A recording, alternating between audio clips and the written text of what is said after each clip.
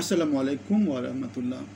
বাংলাদেশের জুলাই অগাস্টের যে অভ্যুত্থান, সে অভ্যুত্থানের মধ্য দিয়ে ইউনূস সরকার ক্ষমতায় নিয়েছে, কিন্তু আমরা দেখেছি তারা গত 10-11 মাসে তেমন করে কোনো রকমের সফলতা পেয়েছে, দৃশ্যমান কোনো সফলতা পেয়েছে সেটা আমরা দেখিনি। আমরা দেখেছি বাংলাদেশের তৈরি পোশাক খাত সমস্যার মধ্য দিয়ে যেতে, বাংলাদেশের আমদানি রপ্তানি বাণিজ্য সমস্যার মধ্য দিয়ে যেতে, বাংলাদেশের আইনশৃঙ্খলা পরিস্থিতি মহাতান্ত্রিক সমাজে প্রতিষ্ঠিত হতে, বাংলাদেশ থেকে বিদেশি বিনিয়োগ বাইরের দিকে চলে যেতে এবং বাংলাদেশের যে মুদ্রামান সেটা কমে যাওয়ার দিক থেকে বাংলাদেশে বিদেশি বিনিয়োগ না আসার মধ্য দিয়ে আমরা দেখেছি বাংলাদেশ দিন দিন অধপতনের দিকে যাচ্ছে। বাংলাদেশের জিডিপি গত বছরের তুলনায় 60% কমে গেছে, বাংলাদেশের বৈদেশিক বিনিয়োগ 70% কমে গেছে।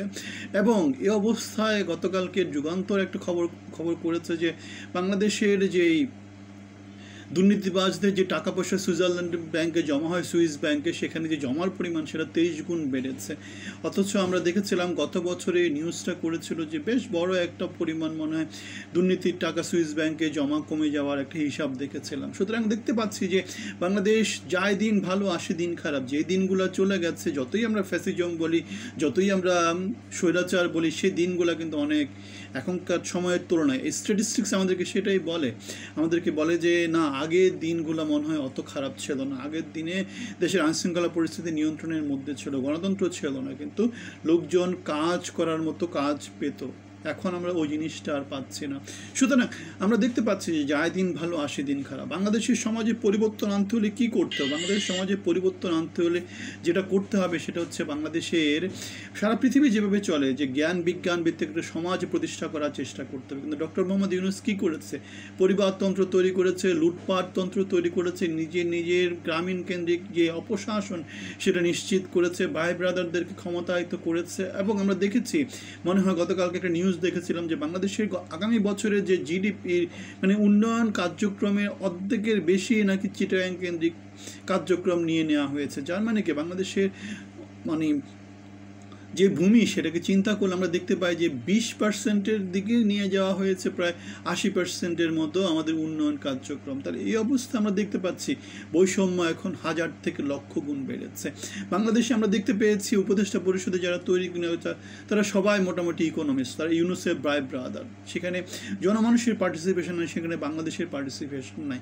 এই অবস্থায় বাংলাদেশের সাম্যতা, ন্যায় বিচার বা মানবিক মর্যাদা কতভাবে লঙ্ঘিত হচ্ছে সেটার হিসাব আমরা এই মুহূর্তে হয়তো বা বলতে পারি না। কিন্তু আমরা যেটা জানি সেটা হচ্ছে সব দিক দেখে আমরা যেটা বুঝতে পারি সেটা হচ্ছে বাংলাদেশ চূড়ান্ত রকমের অধপতনের দিকে যাচ্ছে, চূড়ান্ত রকমের বৈষম্যের শিকার হচ্ছে, চূড়ান্ত রকমের লুটপাটের শিকার হচ্ছে, চূড়ান্ত রকমের চাঁদাবাজি, মাস্তানি, নানা রকমের দখলবাজি, এগুলোর ভিতর দিয়ে বাংলাদেশ যাচ্ছে।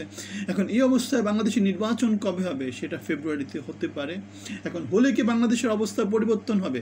পরিবর্তন হবে কি হবে না সেটা ডিপেন্ড করছে আমাদের পরিবর্তিত নেতৃত্বের উপরে। ইউনূসের উপর আমাদের একটা আশা ছিল যে জুলাই আগস্টে এত হাজার হাজার ছেলে পেলে মারা গেল, যে এখানে ভালো কিছু আসবে। কই ভালো কিছু এসেছে? বরং আমরা দেখতে পাচ্ছি খারাপ থেকে আমরা খারাপের দিকে যাচ্ছি।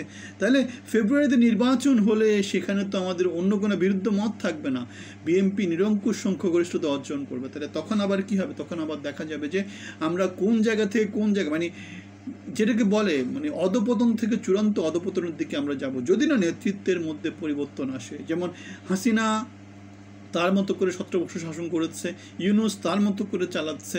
এখন বিএনপি আসলে যে তাদের মতো করে চালাবে না তারই বা নিশ্চয়তা কি? কারণ আমরা দেখতে পাচ্ছি যে 17 বছর লন্ডন থেকে শাসন করা হয়েছে, নানা রকম ঝুঁকি তুকি অনেক কিছুর কথা বলা হয়, কিন্তু রাজনীতি করতে হলে আমি ঝুঁকি নিতে পারবো না, আমি যখন সব কিছু নিরাপদ তখন এসে আমি ক্ষমতায় বসে যাব, সেটাও তো জাতির প্রতি একটা প্রতারণা না, নাকি অন্য কিছু? আপনারা কি মনে করেন সেটা কি প্রতারণা না?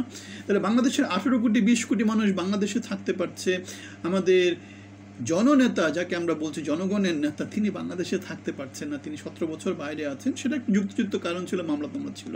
কিন্তু এই অবস্থায় তো অন্য কিছু নাই। এই অবস্থায় দেশের মধ্যে 1 বছর যেটা হয়েছে সেটা হচ্ছে কি এখন বিপ্লবী সরকাররা তার নেতৃত্বেই ধরা যায়। কেন আমরা বলেছি বিএনপিকে আমরা তার বড় একটা ক্রেডিট দিয়েছি।